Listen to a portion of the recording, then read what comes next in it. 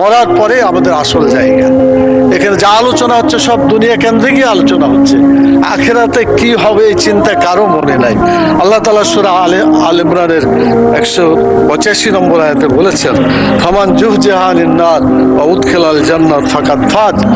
যে ব্যক্তি জাহান্নামের আগুন থেকে বাঁচতে পারলো সেই সত্যিকার সফল হবে, এবং জান্নাতে প্রবেশ করতে পারলো সেই সত্যিকার সফল হতে পারবে।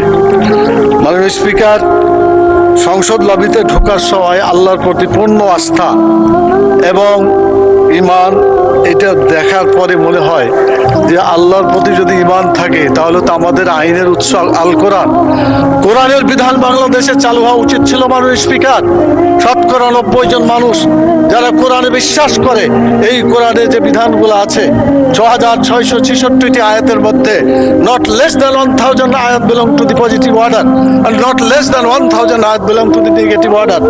1000 আয়াত আছে যেগুলো হাবোধক আইন, 1000 আয়াত আছে যেগুলো নাবোধক নিষেধ।